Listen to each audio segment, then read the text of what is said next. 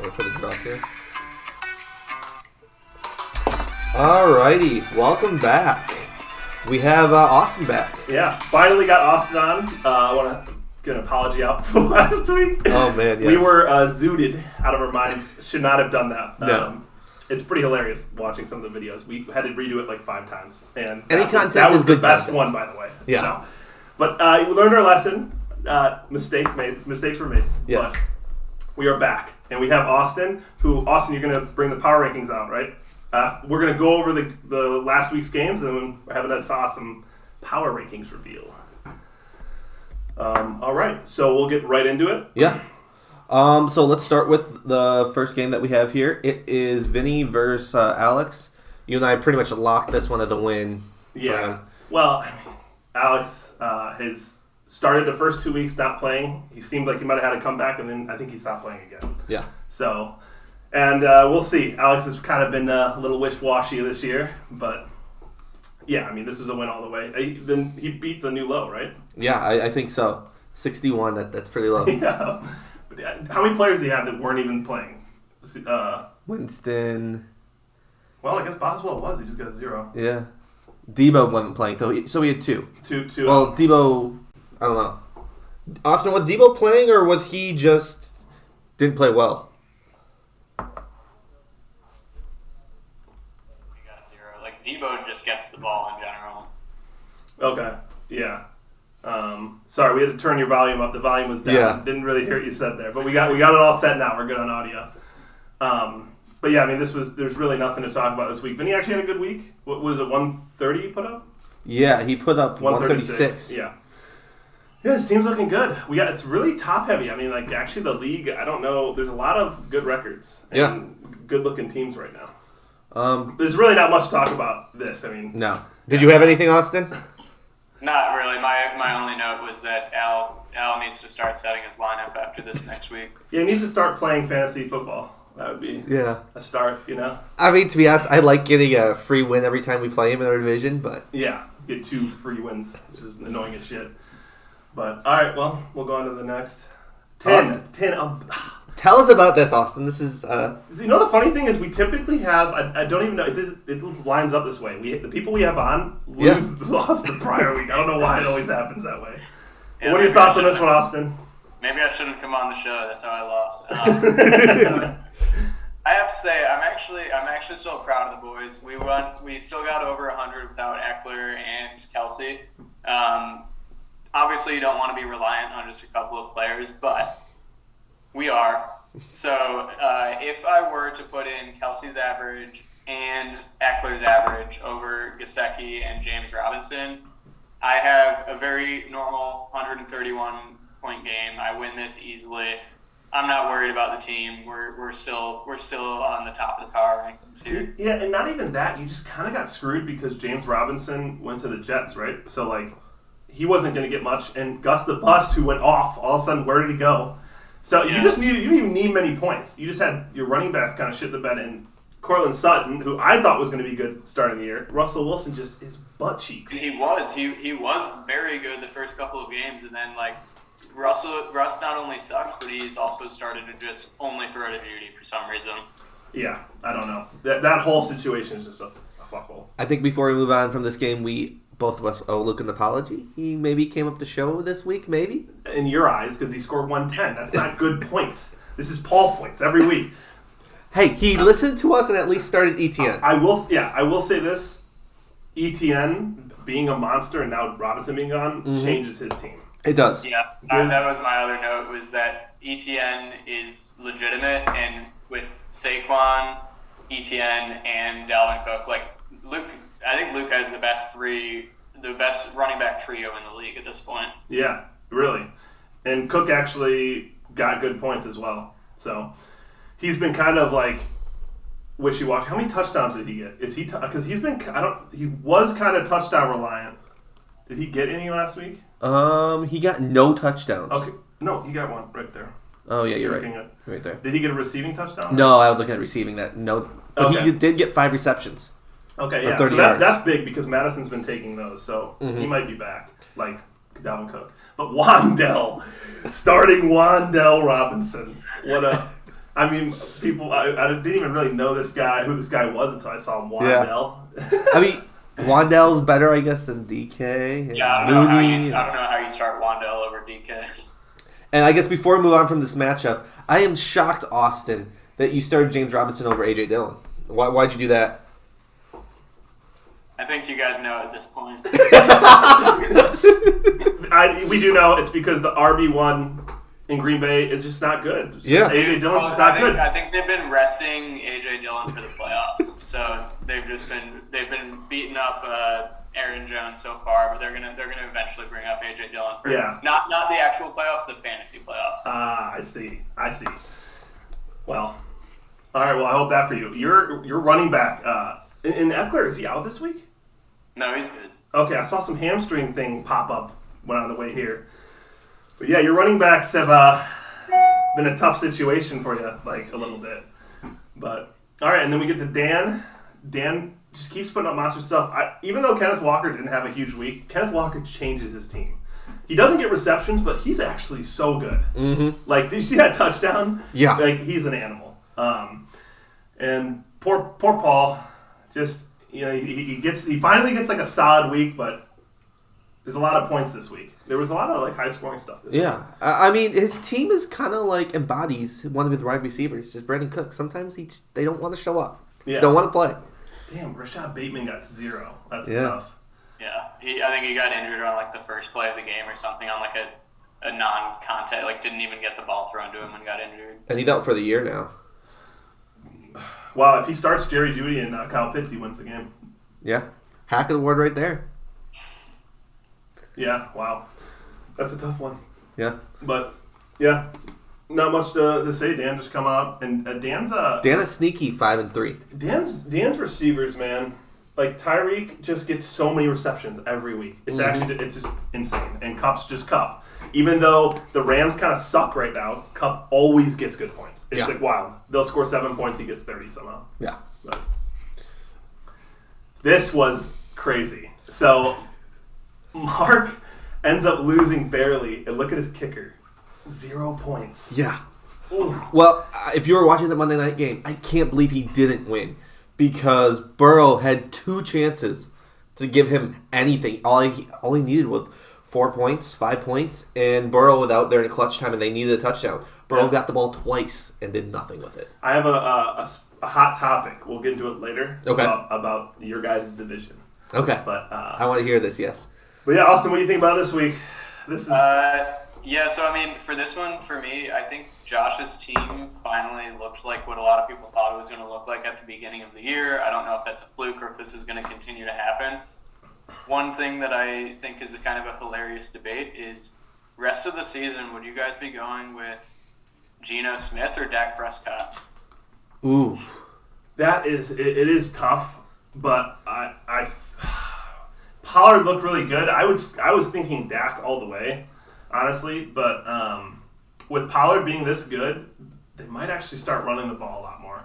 I would still stick with Dak, just because Geno doesn't really run much, but my opinion, Dak still. I would go with Dak again because how much of this Geno Smith is just Pete Carroll being Pete Carroll, just scheming. Yeah. It's got to fall down at some point. And like this week, they play the Cardinals, that amazing Cardinal defense where the Cardinals are going to just run all over them and ball control. And for sure. Can you pull up Taylor's stats? Yeah.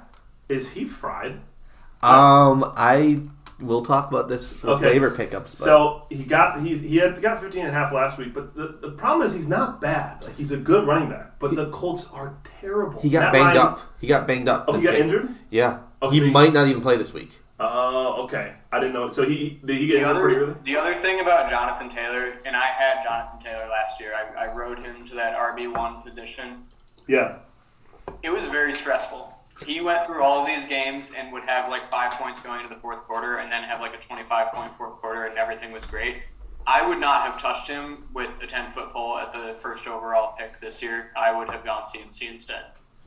And I am glad that I didn't have to be in that position, but it seems like my opinion was right on that. That's wild because like he was going number 1 everywhere. Everyone was taking number 1. And you're right. Like he is just, I don't know how you put him in. You can't put him in and feel good right now. So I just noticed this looking at the stats. He has 1 touchdown all year. Wow. Yeah. That's just because the Colts are terrible. Matt Ryan is like done. Yeah. He looks so old. So, but yeah, that's a spot where he doesn't have any good running backs either to put in. So Josh still has some pretty big. Well, he has Pollard now. So Pollard and Fournette. But then the Bucs are struggling. Like at one point, I thought Taylor and Fournette were going to be like the best running back duo, and they look like the most like you can't put any faith in them type of duo. I think you can trust Fournette. Yeah, and Mark's still got a stack squad. I love Mark's squad. Yeah, but he gets let down by a kicker, and the hot take will come. I'll let you guys know when we get to it. But So with Mark is going to beat Mark. I can count on that every week. So I'm not worried. I'm going to win the division. It's going to be fine because Mark is going to beat Mark. I mean, okay, was there anything he could even have done this week? I don't think so. Picked up a kicker off the waiver wire. Well, I guess so. I mean, wow, what is happening in Las Vegas with the Raiders? Yeah. Dude, it's wild. But all right, and then I'll let you start, Steve. okay. So finally, Paul scores a real team's points. He gets 130. It's, I think, the first time this year. Yeah. And he's not even close. Chase goes out. It was annoying. But what I was hoping for and why I traded Chubb instead of Kamara was the upside of Kamara, and he finally scores touchdowns. And look at that man go. Dude, if Andy Dalton is starting the rest of the season, he will be an animal. Because Andy Dalton loves to throw to him. Like, and he just has to get in the end zone. There was, get fucking Taysom Hill out of here. Fucking hate that guy. Steals all the touchdowns. But for me, the story of my team is, how is Ramondre always score over 20? Every week he's scoring over 20. It's the most wild shit. Like, I got him for nothing. And he's just become an incredible part of my team. Look at the stats. 7 receptions, Like, 72 yards. It's insane. Love that was actually also my only note for this game, was not anything about your other ridiculous 40-point performances just across the board. My one note was, it is Ramondre's season. Yes. And I'm full in. And it was so funny because, like, Jamar got injured, and I wasn't going to start Ramondre. And I was like, he just always finds a way to get in. I have to start him now every game the rest of the season. So I had 2 takeaways from this game. One, it proves that my team isn't a complete fraud, but we can actually score points. We don't need to just rely on just random odds where we'll play people certain weeks and get no points. Wait. Are you saying that Deontay Foreman scoring 32 points is not random odds? That is right there a great manager move. That is me going on the waiver wire, picking him up, and deciding, you know what, I will start that guy over Deontay Johnson, over Hayden Hurst. So that is a great manager move right there. And then the next thing is, it's nice to know that Steve is getting really high on himself right now, but also to know that he won't make the playoffs. Okay. He will not make the playoffs. So, like, this is the highest he'll be all year, and that makes me happy. No, I've been telling you, just wait, because all he fucking says every week is, record. Now we're the same record. I'm the most points for the league, and you suck. Najee Harris, Deontay Johnson are the people you're going to have to start, and they're never going to get you points. What position are you in your division? Claypool just went to the Bears, and that's going to make Paul start Deontay thinking there's some hope. He's not going to score over 10 points still. He's still going to be shit. What position are you in your division? I'm confused on that. We can check right here if you'd like. All right. Oh, wow. You're like dead last in your division. But let me tell you a little thing about this. Points 4. All right? I win any tiebreaker right now. And my team is on a hot streak. Points 4 isn't going to help you when you're not even the top 3. Points 4, they're all 1 win away, basically. And Austin, we thought you were guaranteed like into the playoffs. And it's kind of wild. There's actually some scenarios here. You could fall out of playoffs, like, because of how crazy this race is. Like, only 3 of us get in on our side because of the fucking bum-ass West. All I'm saying, Steve, is I'm going to make the playoffs as winning my division because we all know Mark's going to crumble. He's going to pull a Mark. And you're going to be sitting in 3rd or 4th or maybe even 5th place and not make the playoffs. No. And this will be the highest point of the year. Let's mark this on your calendars. All my players are November 3rd, the highest they'll be. Lamar Jackson and Mark Andrews didn't even get good points, and I got basically 180. Don't talk to me, okay?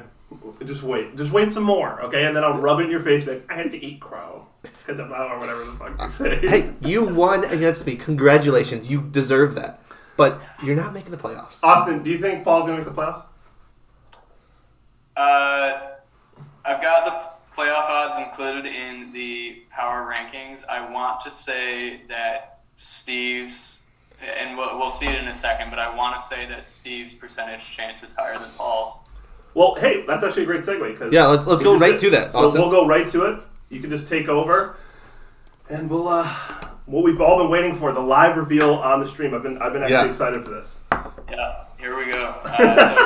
So very first live revealing of the PowerPoint or of the Lions power rankings. You'll get a little bit of an insight into the brain behind the madness here.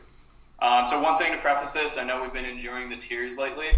We only have 2 tiers this week. It became very obvious that there are two particular tiers of teams. Okay. And so with that, we have tier 2, the West. I love it. Haters gonna hate. Everybody wants to be in this league. I'm telling you. And so at the last, not really any surprise, we've got Al, the Auto Draft Heroes. I've got them at a 0% playoff chance at this point.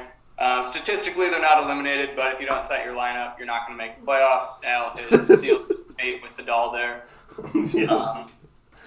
Input from Paul and Steve. Any disagreements? Any additional comments on that one? Oh no, not at all. You said it right there. If you don't set your lineup, you're not making the playoffs. Yeah. I will say this week, unfortunately, it looks like he did set his lineup. He will be playing me. But again, at this point, it might just be too little, too late there. Exactly. Wait, is that Jacoby Myers? This is Obi-Wan Jacoby, Paul Horzac's team. Paul also, I have at this point a 0% chance of the playoffs. I just think everyone else is kind of too good. One thing to say about Paul is that Al gave up on his team. I think that Paul's team gave up on him. He's got a great group of guys there, but he's got the Rashad Bateman injury, the Keenan Allen injury. I just think it's too much to come back from there.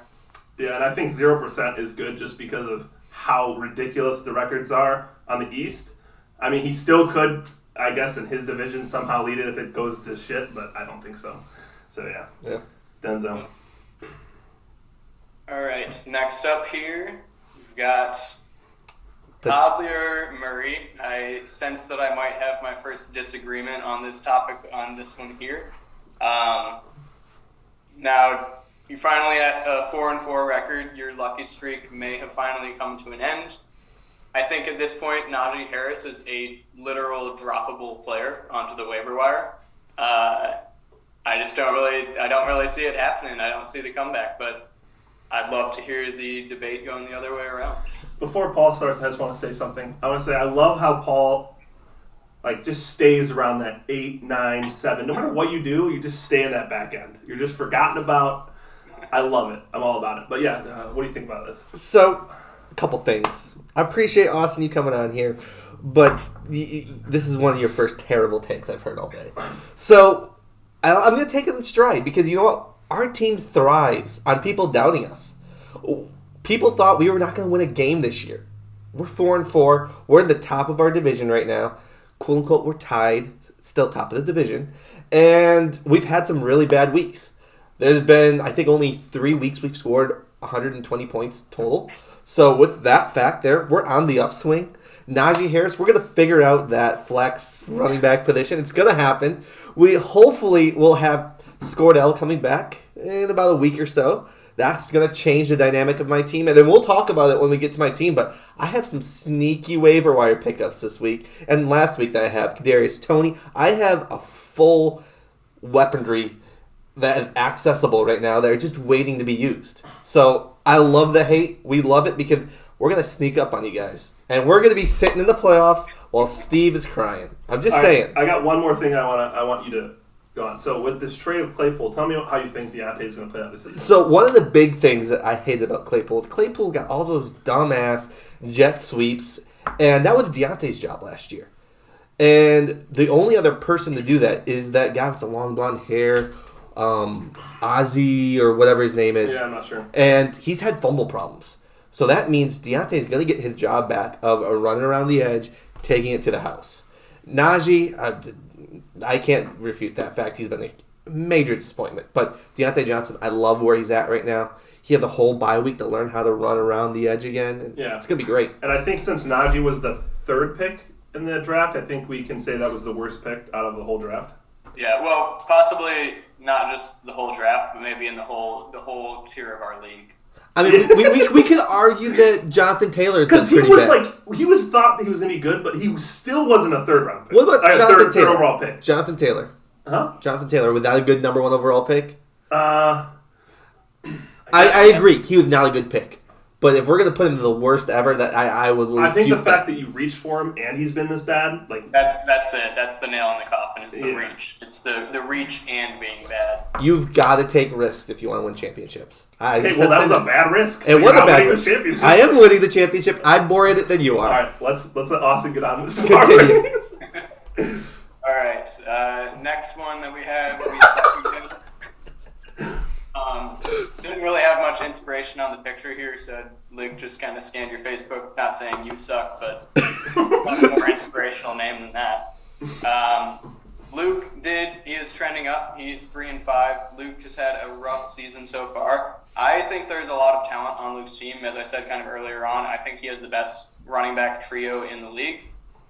He's had not a lot of good luck so far. He is in the West Division, so he could have some good luck coming his way. So I actually have him at a 30% playoff chance, and actually that reminds me, I forgot to check. Paul, I had at 35%. So Paul's slightly higher because he's got a better record, but I actually do think Luke has just pretty much as close of a chance because I think he has a pretty solid team, and again, he's in the West Division there.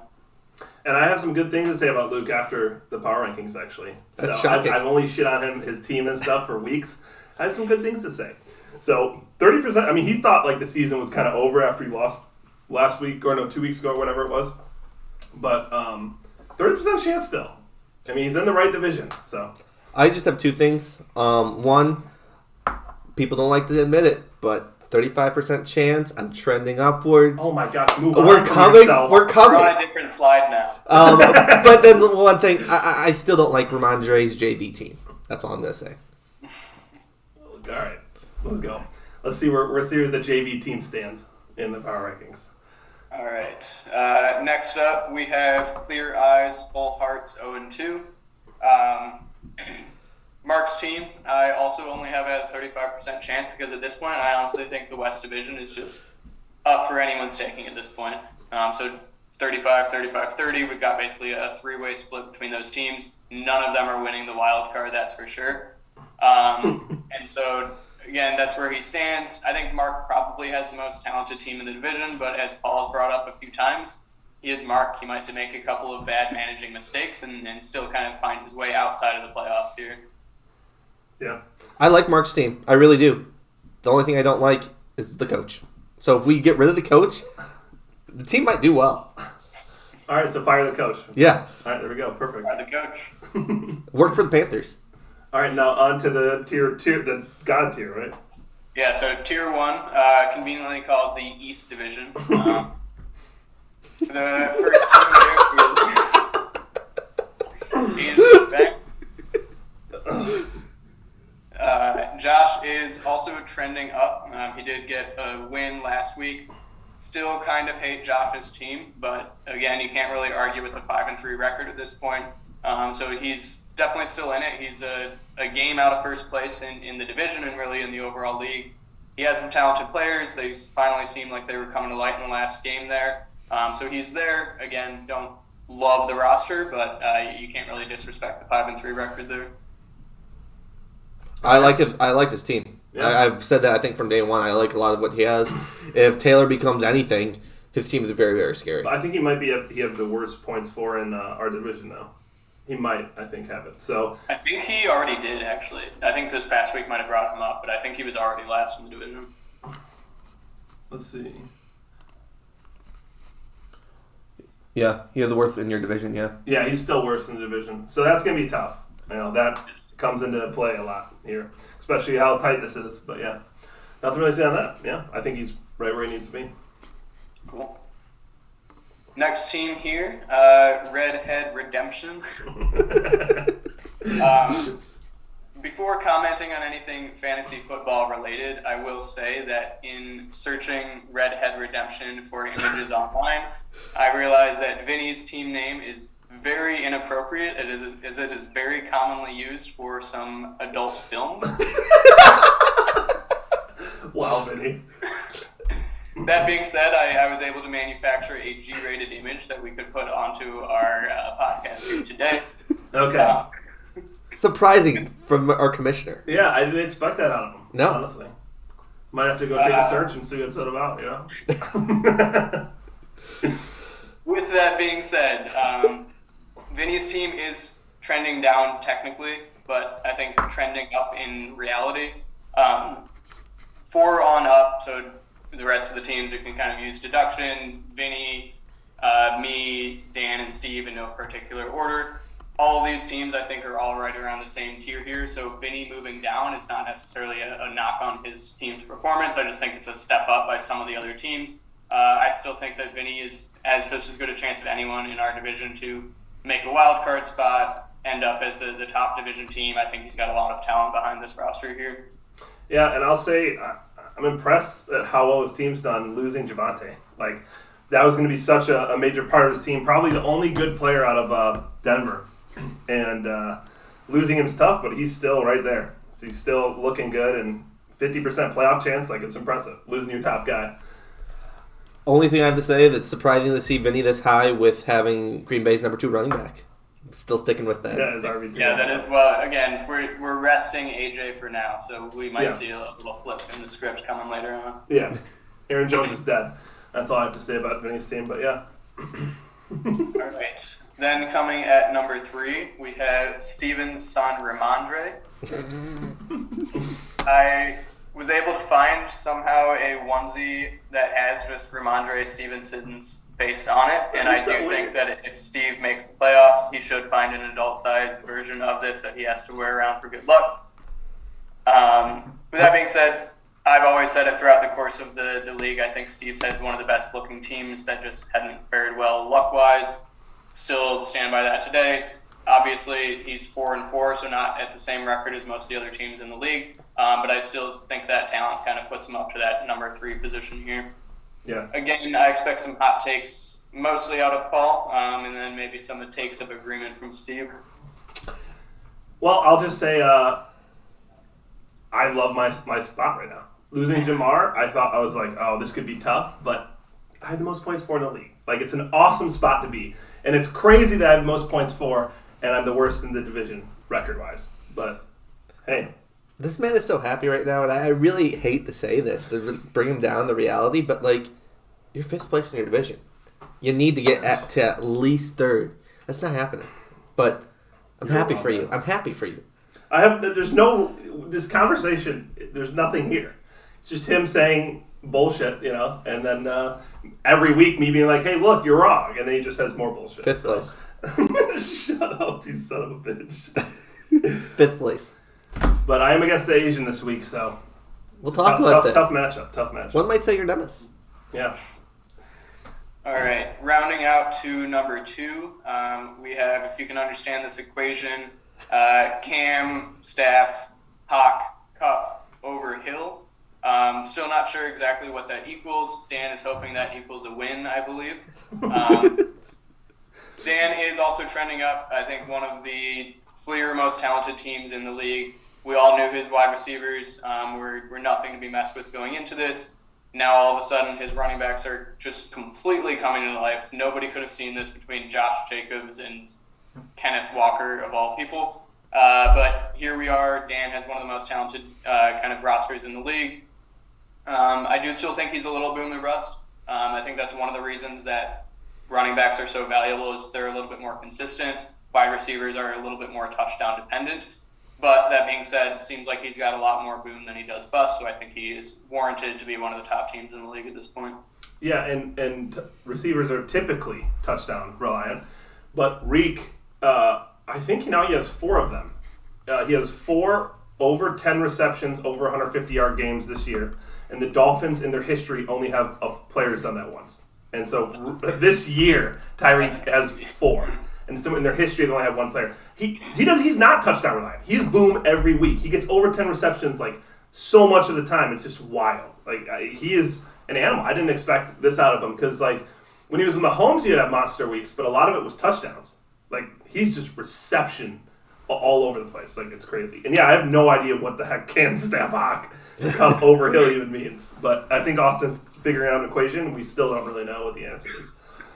So I think what we can get from that is he's just doing some crazy voodoo magic math that we don't understand. And for that, I think this is, again, one probably your second mistake that you've made in the power rankings, Austin. First with where we were, where you put me, but we're moving on from that. We're moving on.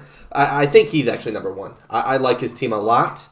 I know that he's 5-3, but he's had a tough schedule. Things are coming together for him. I like his team a lot. I think having Hawkinson in the Vikings offense is going to be amazing for him. You can't bet against Cooper Kupp. Yeah.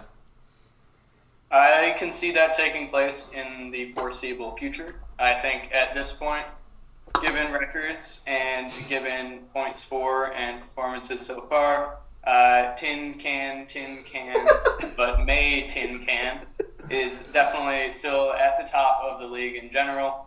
As I said, we had a down week. We lost. We're all aware of it. But had I had my normal guys, I'd be at around 130. I still would have won. That RB2 position is really the only hole that I have on my team. I think that between James Robinson and Gus Edwards, one of them is going to emerge as that top back in one of those backfields, and I'm going to have a pretty solid RB2 going forward. And again, that is my only hole on my entire roster, so I'm not really too worried about anything going forward. But I do definitely see the argument for Dan's team at this point. And honestly, if I get another loss, if Dan keeps winning, there might be some displacement going forward here. Yeah, like I said before, you can't really argue against number 1. I just think Dan is trending upward. You have a very solid team. I'm jealous of your team. Yeah, no, Austin's got a really good team. Have you lost the last 2 weeks? Or was No, I lost this past week to Luke, and then I had 1 win before that, and then lost to Mark the week before that. Okay. Yeah, because I think it was 5-0, right? You were 5-0 at one point? Yeah. I remember that point I was like, yeah, he's untouchable. He's 100% in the playoffs. And it's crazy how this has played out. You're still looking really good, but it's just our division is just ridiculous. It's actually nuts. It's the scariest thing for me to be 4-4 with most points for and look up and be like, this is what I have to fight. But I'll probably end up being like... I do also have one other weapon that doesn't get talked about enough on the team. That is Young-Ho Koo. Young Ho, and Mark could have used him this week. He could have. The weapon. He really could have used anybody. Is he where is he at kicker-wise? He's more of a morale boost. Oh, he's like a Ramondre, but doesn't score points? Yep. But that does wrap up the power rankings here for today. All right, nice. And we get well, that was awesome. Some of the slides were great. I like that I was, I think, 4 or 3, one of those. Still in that spot for the playoffs. I've been there for weeks, even with a crap record. So Paul's the only person who shits on me. But yeah, and then we'll get in here right into some of the polls we went over. Just because we decided, you know, some stuff happened, trade deadline, Lions, unfortunate season. Get some of this stuff. And some of it was actually shocking to me. Like, we talked about it. It's like, all right, let's do the Hawk trade. Is it good or bad? Yeah. And we're talking for the Lions, that is. Yeah, exactly. And it looks like we got 9 votes on everything. I can't think of who the guy who didn't vote would be. Well, would it be the person that said his lineup last week? No, he said it this week, so who knows? But this was shocking to me because watching the chat, the group chat and stuff, I thought everyone was going to hate the trade. It ends up being like in the side of good. Now, I know you and me both voted good. Mm-hmm. Austin, where'd you vote on this? I voted bad, but I am also someone that just really gets attached to my favorite Lions players, and I just think it's bad in general. I can see that it could be good, but to me, it's just like it's committing to the rebuild, which I didn't think we necessarily needed a rebuild at this point. Okay. Well, for me, I like the trade. If there was a good, bad option, I would have clicked that because I like the trade. I like what it says the Lions are going to do.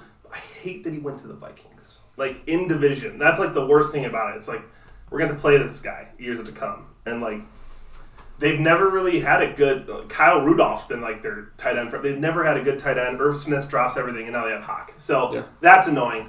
But what I like about it is... Hawk was going to want a lot of money. And, like, yes, he's been solid, but I don't think he's been worth the money. And what it tells me is we're going to draft a quarterback this year. And I really want... The quarterbacks coming out of college look really good. I like a lot of them coming out. And I think it's good to get a quarterback. You know, we have a great young line. We have good running backs. And Jameson Williams, hopefully he's a boss. Yeah. But I just like the fact that this tells me I think we're getting a quarterback. And it tells me because we tried to trade Swift. Did you know that, Austin? Yeah. Yeah, we tried to give him to the Bills. So that's wild. That's probably just because he just can't play on the field. Like, he's never on he's just injured all the time. But what are your thoughts on the trade, Paul? So I thought it was good for a couple of reasons. Kind of what you just said there, Cap. So one of the things that I thought was really important that the Lions look at is, do we want to be like the old Lions and just overpay for players? And I don't think Hawk is a top 5 tight end in the league. And unless you're a top 5 tight end in the league, I don't think we should pay for you like that. Yeah. And we can fill that slot in for pretty much ever. Mike Gesicki tore us up. Now we're the Lions defense. But Mike Gesicki, Hayden Hurst, though their names are not amazing tight ends, but they've had really good years this year. And it really, you just find somebody who can block and who can catch a ball and just slot them in. And I don't think Hawk is anything special other than that one game he had this year. Yeah. Well, I think also I trust the GM a lot more that he's been making a lot of good picks. And we got a second and a third. Yep. And I feel like we can take one of those, at least one of those, and turn it into a good player. Yeah. And we need, the thing is, like, with getting more trade capital for Hawk that I like, is our whole team is offensive. We need some defensive players. Our defense, like, our linebacker core, our DBs, and really even our pass rush. Like, Aiden's still super young. It's all pretty terrible. And we need more defensive players. So more picks. I think we're going to have defensive. We're going to go QB and then stack up D. Yeah. And I like the direction because I have some hope in it. Like, if we did nothing this season and it's going to be Goff next year, and, like, Goff's been playing super well. I know, but, like, I just want, like, some hope for a future, and Goff's time's running out, I feel like. He's only got a few years left, and I just don't think he's going to be that. He might get us to the playoffs, but I don't think he'll be. Yeah. I mean, you and I have talked about it before. He just has 2 small hands, and you can't win with 2 small hand quarterbacks. Okay, and then Dan Campbell, is he the future? Austin, what did you vote on this? So I voted yes, but it's a yes with actually contingencies on really like the first question and the third question here. So I was reading something recently that said, like, talking about teams tanking for draft picks, in particular the Lions, like, are they doing that right now? And someone said something that was like, coaches don't tank their seasons for draft picks, GMs do, which I think is really accurate. Coaches really have 3 years to prove themselves, or else they're getting cut or released or fired or whatever. And so where this question is a little weird is that I think that what that trade signified is a rebuild season, and I don't know if Dan Campbell will be able to last through an entire rebuild without being fired. If he does, however, I think that he is the future. I think he's a great coach, and I think he's like the player's coach that we need. I just don't know if he'll stay long enough, like, before getting fired to actually last through this rebuild that we obviously are going through now. I said yes because I like him, and I think the GM really likes him. So, and Paul said something I didn't even know. You said he was signed to a 6-year contract? 6-year contract. I know organizations fire people off their contracts all the time. But I really think he will get through because I think the GM's going to have a longer leash on this one. And I think the players love to play for him. The thing is that worries me is he hasn't won anything yet, and that could lose the locker room a little bit. But, like, I feel like he puts so much time in. He puts all, like, there's just a few things. Like, the team still has some lion in it, right, where they, like, tend to throw games. But they're, like, they're giving every team a good run. They're looking like a lot of I like a lot of stuff that's going Except on. the Patriots. What? Except the Patriots. Yeah, that was weird. I mean, we never do good against third string quarterbacks. They just like, my dad was saying, if a third string quarterback comes into Detroit, you should bet they're going to win because he said, I've seen so many third string quarterbacks just beat the Lions. It just always happens. They just always lose the third strings. I think it was also just Patricia just fucking the Lions again. He continues to do it even when he leaves. Yeah. But for me on this, is Dan Campbell the future? Yes. I am all in on Dan Campbell for a couple of reasons. One, our losses this year, I don't think have been really his fault. We have one of the worst defenses I have ever seen. Our cornerbacks, they were playing cornerbacks I didn't even know they existed. And I have a pretty good hold on the cornerbacks in the league because of Madden. I know pretty much who they are and everything like that. And they were playing people I have no idea who they are. Yeah. Their linebacking core, their best linebacker is Rodrigo. That's crazy. Yeah. I will say this about the Lions. They were looking... I loved how they looked start of the season, and everything went to shit when Tracy Walker tore his Achilles. Yeah. Like, I really think he was a good DB. He was a leader on that defense. I think losing him kind of just... Like, they were trash after that. Like, they ended up throwing that game to the Vikings. He got injured in that game, and they threw that game. And they had this Mike Hughes guy come in who just got burned. Terrible. Got burned for that touchdown. It's one of the worst. It's terrible. But, yeah. I'm curious, can you see who voted or no? No, I mean, where were the anonymous? So do you guys want to... So, 3 of us said yes. So, who do you think the 4 no's are out of the guys in the league? Like, who voted no? Do you think Mark voted yes, that Dan Campbell's the future, or no? I honestly can't even think about it. Because I would think that our group would be a lot higher on Dan Campbell, honestly. I'm surprised that he got 4 no's. I think Dan said yes. I think Dan is a Dan Campbell guy. So I really think Vinny and Mark both said no. I think Florzak said no. See, for me, I think it was Josh. And I think Luke said no. And so the other yes would be... Oh, Josh. I have no idea what I think Josh said no. I think Paul Florzak said no. I think Luke said no. I think Vinny said no. I think Mark and Dan were the yes? Okay. Yeah, I think Mark and Dan are I would agree. I would think it would be the 3 of us, Dan and Mark, that would be the yeses. That's actually probably right. I'm curious how that is. We'll see if people listen. But this was the interesting one. Yeah, this one's pretty funny. So Austin, where'd you vote on this? So this one is one I wish that I had 2 votes for. So I landed on 4, but I think it's 4 or never. So to me, like I'm in agreement. I think this Hawk trade and shopping Swift, I think this means that we're hoping for an elite QB in this next draft. I think QBs need a couple years to mature and actually come into the place that they need to be in their position. And then I just look at the rest of how our team is and how young they are.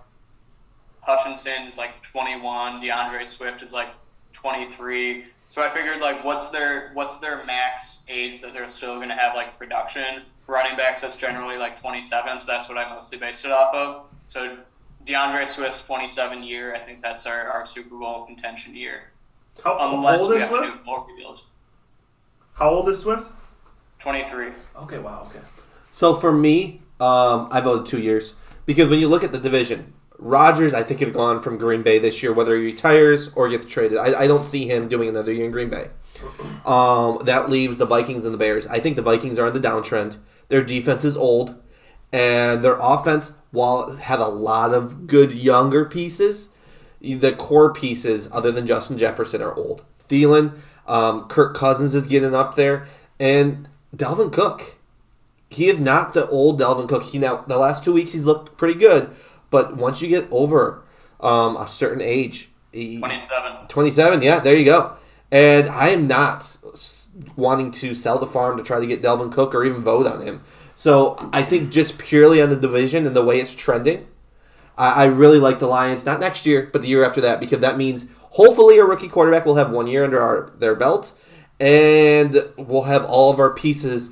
J-Mo will have hopefully Swift or maybe another running back, and we'll have St. Brown all clicking. Our defense will be a little bit older. I still think Hutchinson is going to be amazing. Rodrigo only can get better. And that other defensive lineman that we picked up, I think, will actually be good. He's got the play, but I think he'll be good. Yeah. I mean, it's a lot dependent on draft picks for me, like what we get, what they turn into. Obviously, that's what most rebuilds are. I did 3 years because I still think Minnesota is going to be decent in 3 years. In 2 years. So, and I think Rodgers, they're going to re-up on offensive weapons and give him another year or two. And I think he's going to do it. And then I think he's going to fall off. So I think at that sweet spot's year 3 where Cook starts to kind of fall down. Kirk Cousins is going to be probably dead. And, I mean, people have been hyping Justin Fields actually the last few weeks, saying, he's making great throws. He looks really fast. I still don't like Fields. I think he's terrible. I think the division will be so bad. I think our quarterback might have enough time to be good enough to get us in the spot, the playoffs. I think this is this rebuild is going to line up perfectly, I feel like, for when the teams start some downticks. Losing Rodgers, Kirk Cousins getting a little older. So it's really dependent on what the Vikings get for their next QB. And I don't trust Fields at all. And I think the Packers organization is going to go south hard. I think they're going to go south very hard. They've always had a QB and a QB to come. What's their next QB? Who is the next QB there? I don't know. Jordan Love. Jordan Love, is he even a player anymore? He's terrible. And then I had this quick question here for us. The first one I don't think really matters, but there was a bunch of trades this week in the NFL. What effect did it have on fantasy? Calvin Ridley to Jacksonville, that does not affect anything this year. Do you think it had any effect next year? What, Calvin Ridley? To the Jacksonville? I mean, I have no idea how Ridley's going to look. I really have no idea. He had 1 year of coming out looking good, and then all this crap's happened. Yeah. So who knows? Yeah. And then let's go to actually the players that mattered this year. Claypool to Chicago. Austin, any thoughts? No, I honestly think it's a hilarious trade. I just think that Claypool goes from one quarterback that couldn't, a good wide receiver that had one quarterback that couldn't get him the ball, and he just goes to another team that also has a quarterback that probably will not be able to get him the ball. Yeah. Well, I do think that Chicago has one of the worst receiver depth charts in the league. So that will help them, whatever, I guess, if Fields actually becomes anything. The funny thing is they really just hoed Green Bay because Green Bay was going for Claypool. Yeah. They both gave seconds, but they're Chicago's going to have a better pick. So they gave him to Chicago. So that was kind of funny because that was Green Bay's only shot to have, I feel some type of comeback this year. So for this trade, I don't think it does anything for Claypool, honestly. I think it does stuff for Pittsburgh players. I think it really helps out me and Deontay Johnson. I think that's my takeaway. But here's the take I've heard people make, and I agree with. Claypool didn't do shit in Pittsburgh. He didn't get any throws towards him. So how does this change Deontay except for exposing his trashness? He took away production. Because Pickens is the number one receiver in Pittsburgh, right? That's true, yeah. I mean, he wears as many gloves as any other receiver. I think Pickens looks like a monster. He does. Hawk to Minnesota. Steve, thoughts? I think Hawk will actually have some really good years because we trade a Lions player. They tend to be beasts when we trade them. But also I think Thielen is... I think he's just kind of getting older, not looking as good. He's still solid, but I think Kirk Cousins is going to love to throw to Hawk. He never had a tight end. I think he'll be actually really good. My main concern is, can he catch the ball? He had a lot of drop problems at the beginning of the year, and I think that might follow him. I don't know. What do you think, Austin? I think this raises the floor for Hawkinson, but lowers his ceiling. I don't think, with Thielen and Jefferson around, he's never going to ever have a 30 or 40-point game again. But Kirk Cousins is pretty good at distributing the ball around the end zone, so I think he's still going to be a pretty good, 10 to 12-point player a week. I think it's just a little bit of that raising the floor but lowering the ceiling for him. And the sneaky thing I didn't see until I did a little bit more research, Irv Smith Jr. is on the IR now, and he's not come back. Okay. So that makes a big difference. I didn't even know that. And then we can bunch all these running backs because, to me, they don't really matter. But does anything change where these guys are now, usable? Jeff Wilson was usable this year, but now with the trade... Jeff Wilson is interesting to me because Edmonds was that receiving back, but they also stopped using him. Mm-hmm. So they just kind of have two running backs, which kind of scares me about Mostert. But it might be a good thing where maybe Mostert will get more receiving work. But I'm not sure how Wilson Miami, Chase Edmonds to Denver, whatever. He's going to go there to die. Zach Moss to Indy, I don't think is anything really either. The special one for me is Naheem Hines. I would agree with that. That could be deadly, with that Buffalo. But it also could maybe not. Like, Josh Allen likes to fling the ball and then run a lot. So I'm not sure. You have Singletary over there. You have James Cook over there. You don't have Zach Moss. So, like, who's going to be the receiving back? Is it James Cook? Is it Hines? Well, Singletary's had like 10 reception weeks this year. Yeah. So I don't know what's going to happen. What do you think, Austin? Yeah, pretty much in agreement. Like, I think Chase Edmonds, Jeff Wilson, that's completely irrelevant. They're literally just swapping jerseys, but they play the same role in both those offenses. Zach Moss, irrelevant. Indy ended up working out 4 other running backs this past week anyways after they traded for him for some reason. And then Nyheim Hines, I do think that has potential to be big. Again, not putting any stock into any type of Buffalo running back, but out of everyone in this list, I think that's the potential to have the biggest splash in fantasy. Yeah, I think Nyheim Hines was he's super dynamic. I do like him as a weapon in football, and adding to the Buffalo is scary just because adding a person who is so quick and shifty to that already insane Buffalo offense is scary. But it might not be much. Who knows? Yeah.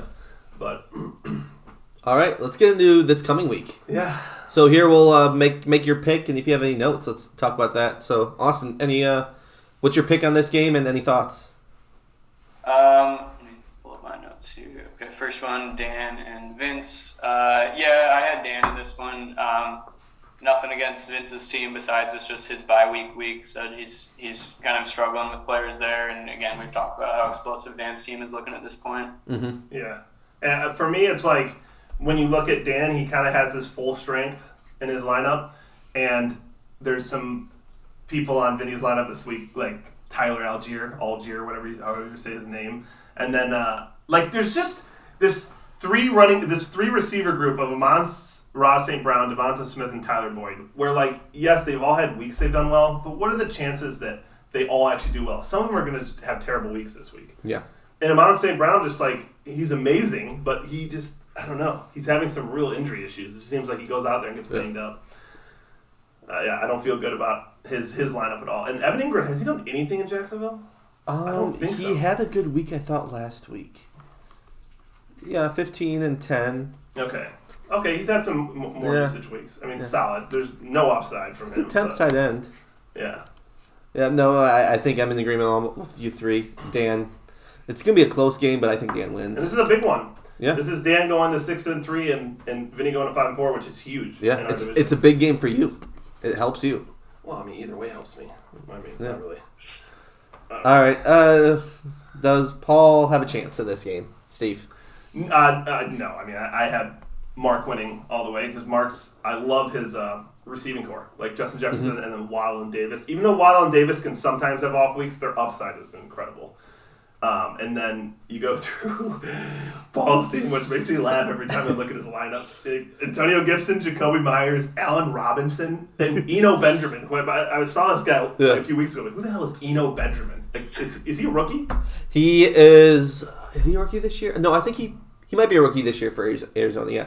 Now I think that's a terrible play because Connor's back this week. Well, and if you look right now, the only good player on this team has 3 points right now in the second quarter. Late second quarter. Yeah. So, not looking too hot for him. The funny thing is, I know that Antonio Gibson with a drop from my team, I think a week ago. I saw Allen Robinson on waivers this week. He's starting Kyle Pitts. Hey, there we go. There might be some hope there. But Austin, is there any hope for him this week? Not this week. He's got too many injuries, too many guys on bye. Maybe one of these weeks Keenan Allen will come back, but not happening this week. Yeah, I usually am picking underdogs a lot this year. I've been having fun with it, but this week I feel like I'm not taking any underdogs. I'm pulling for Paul. Gotta go for the Pauls here. Oh, so you think Paul's gonna win? Yeah. All right. Hey, I know it's a bad pick, but we're pulling for Paul. All right. Next game here, Austin. Your game versus Alex. Steve, does Alex do anything? Well, the concerning thing is why is Austin's projected total so low? Gus Edwards. They're saying he might be out. They have him at 0, but we'll see. We'll see on Gus the Bus. Hey, I see something here. You have nobody at running back. If he goes out, you have to pick someone off waivers, huh? A.J. Dillon. A.J. Dillon, he has him in his lineup right now in the flex. And then you just put in DeAndre Carter. Carter. Okay, DeAndre Carter's not back. Keenan Allen is out. Josh Palmer is questionable. DeAndre Carter might be the only receiver on the Chargers this week. Is Mike Williams playing? No, Mike Williams is out. Okay. If Palmer, well, yeah, I guess it could be something. But yeah, I mean, Austin is going to win. Yeah. His team is... Even with a very hampered lineup right now, I think Austin wins. It's funny because we talk about Alex like he's dead, but every time I look at his lineup, like I would take it way over Paul Florzak's lineup 100%. Yeah. But We will say, so I do think Al did set his lineup, so he took out Jameis Winston and put in Justin Herbert, and he hasn't switched out his tight end, but going back to the Chargers in all of their injury woes, Gerald Everett is on the waivers, so if I was a betting man, I would say that Al has a waiver wire pick out for Gerald Everett right now. I'll be putting him into his starting lineup this fall. it's kind of shocking he's on waivers because he's like pretty solid, and with all these injuries, you'd think Someone just dropped him. Was it you, Paul? No, I didn't have him. Mark had him, I think. Yeah. Mark? Yeah. But Quadler. All right, let me get into my little hot take here. All right, let's Okay. hear it. I think Luke is going to beat you this week. Okay. And your division's going to fall apart, and I think Luke's going to win you guys' division. Interesting. I think with ETN being a monster and being startable, I think he will actually make a comeback, and I think he will surge forward and win your guys' division. It's a hot take, but I'm worried about his receiver too a little bit, but he's got like insane running backs, like really good running backs, and I think if he wins this week, I think he's going to win the division. I think he's going to win this week. I'm just curious to see what. All right, 4 points, not terrible. So a couple things on this here. I have a struggle again. My flex. Do I play Foreman? Do I take a flyer on Kadarius Toney? We'll see. Waiver pickup that I picked up. This Kyren Williams.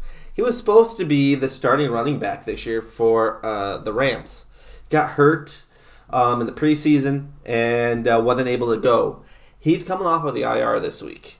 I think that might be a sneaky play this year. Not this week, but the next couple of weeks. All right, so Paul's leading players are Deontay Foreman and Kyren Williams. So I might play Deion Jackson again. It looks like he's Paul, projected that is a 13. good take because you know how good the Rams running backs have been. Yeah. Yeah. Hey. And he looked at the game too. He goes, not bad that his the tight end for Luke has more points than his RB. It's Dallas Goedert. So one thing, a tight end, by the way. will Deion Jackson be my savior again? I have yet to decide if I want to start him yet. Oh, yeah, no, you're losing this week. I'm sorry. He could. We'll see. If Justin Fields gets a running touchdown, you're doomed. Okay. You're completely doomed. That's the only spot where I'm like, he's starting Justin Fields. But Yeah, I think I'm going to win. I like the way it's going to go. We'll see. Austin, what do you think about this week? Yeah, I've also got Luke. Again, I think Luke, to me, has the best looking roster in the JV division, or whatever we're calling it these days. I just think he's been pretty unlucky, but I think against Paul, he's going to definitely win this game. So you said something that hit a nerve right there, JV division. Well, out of the last 5 or 4 years, how many championships does your division have? I don't like to get caught in the past, Paul. Fair. But I like accuracy. So JV is a little harsh for history's sake. Wow, and I didn't even realize this about my game. It pisses me off even more. I'll say this. Anybody who starts Taysom Hill is a garbage person. Okay? I fucking hate Taysom Hill. I hate that he's a tight end. And actually, it's fine he's a tight end because he is so boom or bust. Like, he's more bust. And is Josh actually starting him in his flex? That is wild. He has Zach Ertz and Taysom Hill. I mean, look at his projected total. These are all players that are playing this week. His projected total is under 100. Yeah. Well, he has to have Pollard and Dak and Pickens and. Yeah, I hit Josh in a good week this week. You did. So that's good. That's really good. Will you finally beat Josh? That's the question. I never beat the guy. Will you? Even when I'm so worried about this game, dude, because I never beat him. But if I don't beat him this week, I'm actually cursed. See, I'm actually cursed against Josh. This is where you pick Josh because we know that you. No, can't I'm beat him. picking me. I'm picking me, okay? I'm going to win this game. But gosh dang it, dude. Like, I better beat this guy. Look at this lineup, dude. Khalil Herbert, Taysom Hill, someone help this man. And then like the Chris Godwin on the Tampa Bay. I mean, what has happened with Tampa Bay? I don't know. And then Washington sucks. Curtis Samuel was good for the first few weeks, and they're just terrible. Yeah. Well, what's your thought, Austin?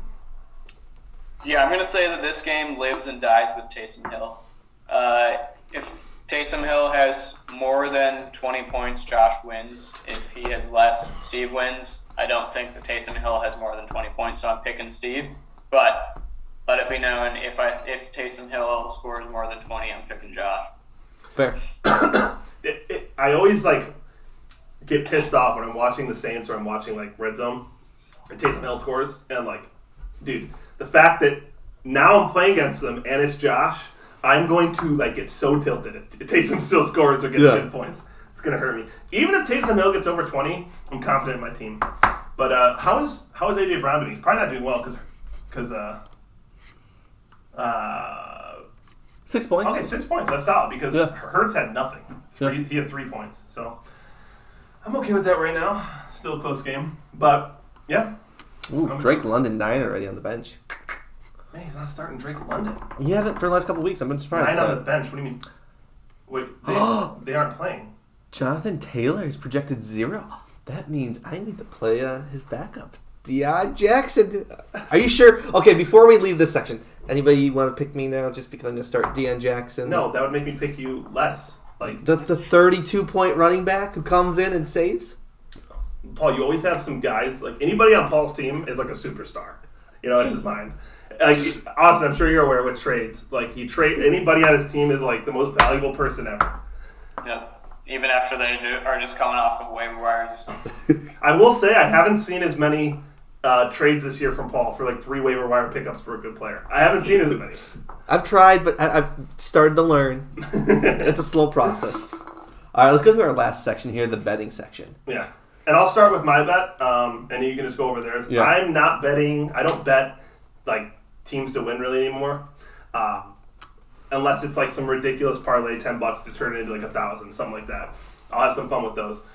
But I like to bet yards, totals, and stuff. So what I've been doing a lot lately is finding a decent odds for QB that's going to get over 200, but it's not like Josh Allen who's minus 1,300. So in the game tonight, I have Davis Mills and Jalen Hurts over 200 yards passing. Okay.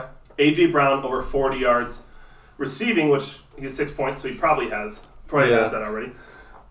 I have Dameon Pierce over 40 yards rushing, which I'm a little worried about, but he might be okay too. Let's see here. 40 yards. There you go. It is. And then Jalen Hurts over 25 rushing. So we'll see how that one goes. I put a decent bit of money on it. I put 280 on it. So 280 pays 1,100. I'm all in on it. But Paul, go ahead. I'm just going to check real quick Hurts' rushing yards. -2. -2, that's tough. We only need a few big ones to break. Yeah. All right, so we'll start with my parlay real quick. I love the Houston spread here, 13.5. It's just waiting to be hammered. So yeah, that's a good spread to hit. Yeah, and then I have Lions money line. I don't believe in Green Bay. I think they're crumbling. Lions. They're going to turn it around. Now, my risky one here, Washington, the money line. I love Washington. They have weird players on their team. You don't know who's running the ball. They'll sling it around. I hear Dotson might be back this week. I like it. Jacksonville money line. I love Jacksonville. Raiders are a mess. And then Arizona, can't pick against Kyler. Arizona's going to figure it out. Yeah. How about you, Austin? So I've got Dolphins -4.5 versus the Bears. I think that's obvious. Dolphins have looked like a top team at points of this season, and the Bears are the Bears. Detroit money line over the Packers, kind of just to echo Paul. Don't think the Packers are legit. Lions were so overdue for a win. Chargers -3 over Falcons. Again, I am surprised that line is so small. I think the Chargers are very good and Atlanta's very bad. Also took Jacksonville over the Raiders. I think Jacksonville's got a lot going for them, and Raiders looked like absolute garbage in the last game. And then I've got